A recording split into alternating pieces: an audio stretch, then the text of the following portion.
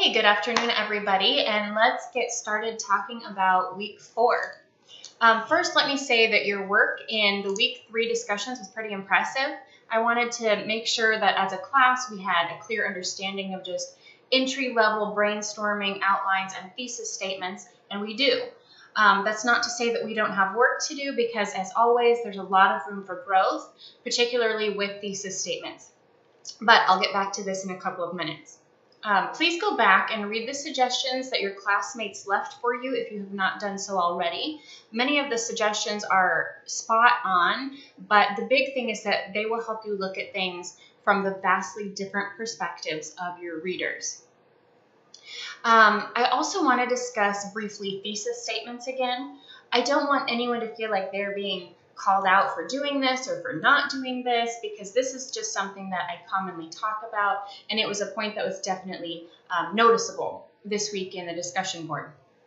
One thing to note is that high school students typically come to college with a very specific view on thesis statements, that it must be a trio of things.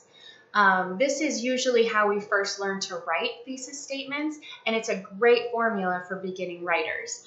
It's an effective way to learn about thesis statements because it helps to ensure that your thesis successfully includes at least 3 main points. However, it's not a requirement moving forward. In fact, I would like to see you start to experiment with thesis statements that don't specifically stick to this formula.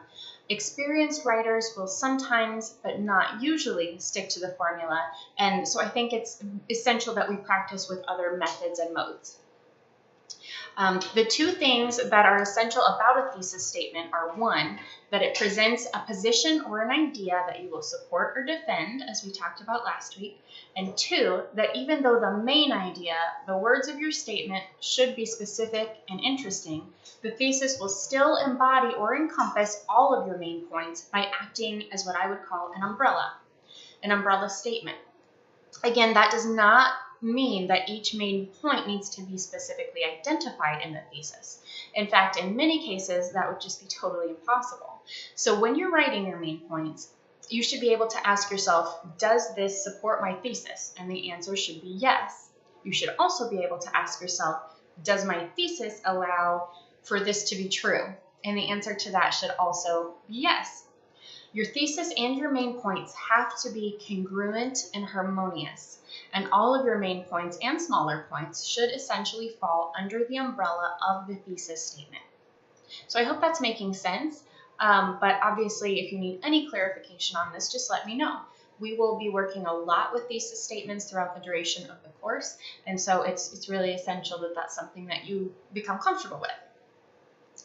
So for now, let's talk about description. We all use description every day, at least to some extent. The use of description is so natural and so common to us that we usually don't even realize that we're using it. Our textbook tells us that the use of description itself may be defined as the act of capturing people, places, objects, events, and so on and so forth, in words so that an audience can visualize and respond to them. And I think that's a really strong definition. Description complements virtually all other forms of writing, and it's necessary as a complement, yet it can also stand effectively on its own. It uses words to paint a picture. It shows us rather than blandly telling us what we need to know or see. In other words, it creates imagery, and that's something that I think most of us can agree is essential. Readers definitely will agree that that's important. Now, there's objective description, which is fact-based and typically void of emotion. It's impartial. There's also subjective description, which is quite the opposite. It's intentionally used to create a specific image in the audience's mind, causing a predictable response or feeling. In fact, subjective descriptions do engage with feelings more than with facts most often, and they often will focus on the senses specifically. Sometimes you'll use a combination of these 2 extremes, but more often descriptions will kind of muddle the 2 together, and that's fine as long as you're not trying to present one thing as the other. Be sure to read the textbook's comments on this. and specifically focusing on its points on audience and purpose, so when you'll need to use one over the other. As the book tells us, description, like the other writing modes, gives us insights into the critical thinking process by giving us new ways to process and arrange those thoughts. I'd like you to focus on the section entitled Thinking Critically Through Description, and then review the 3 exercises as well on page 43 and try to work through those exercises briefly. This will help you to practice the isolation of description. After you've read about descriptive writing, please read both Summer Rituals and Notes from the Country Club. These are fantastic. I love these 2 pieces, and I want you to pay particular attention to the descriptions that the authors use. Think about those descriptions and how they impact you, the reader. What's successful for you? What's not successful for you? What techniques do they use that maybe you haven't considered using before? For example, in Summer Rituals, one of the descriptions that students usually comment on is the use of the word syrupy. It's not used in context with food. It's used in context with the feeling of the evening. So I want you to think about things like that. Okay, now in the discussion board, you will see kind of a fun assignment, I think.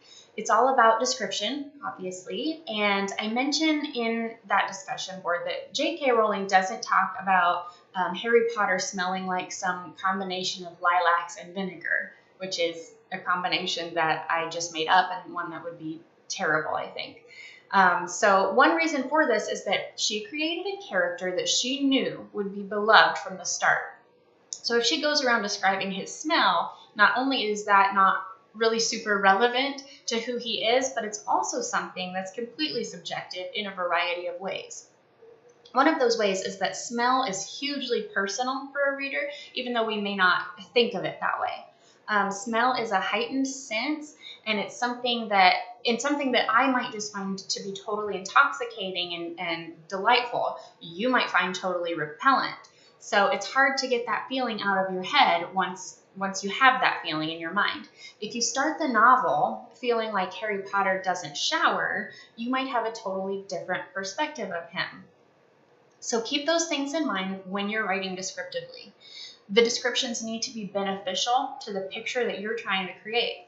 Reread what you've written to make sure that your description doesn't feel awkward or improperly placed, and make sure that it's completely relevant to the image that you're trying to create and to the overall feeling, really. So let's end by talking about your work for this week. For the discussion board, keep in mind that we're in week 4 now, and to me that means that you should have a clear understanding of the expectations of this class. If you don't, that's okay, but don't let yourself stay in that place for too long. Don't keep going with questions and just think that, well, I shouldn't ask that because we're in week 4 and I should already know it. Yes, I would like you to know the expectations, but if you don't, it's okay to ask the question so that you know for next time. Let's see.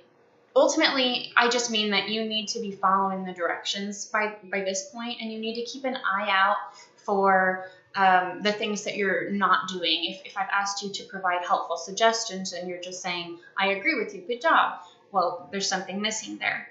Also, I would like you to start paying attention to the clarity of your posts, the mechanics, the grammar. Just proofread and understand that these are the things that I'll be looking for in the coming weeks. The other thing, too, is that if you're not posting any replies, my policy is that you won't even earn points for your original post. I haven't been implementing that yet, but moving forward, that's likely. So I would like you to just make sure that you continue to post those replies too. This week, you're only required to post 1 reply, so that makes things, I would say, much easier.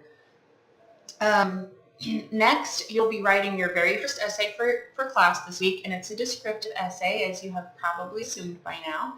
The topic choices, the grading criteria, and the specific instructions are included in the week 4 assigned area. But as always, I'm open to answering questions, and I'm definitely here if you want to bounce some ideas around too. You should rely heavily on the textbook when you write your essay, and I think the 2 essays I've assigned are also going to give you some awesome ideas for how you can paint vivid pictures with birds alone.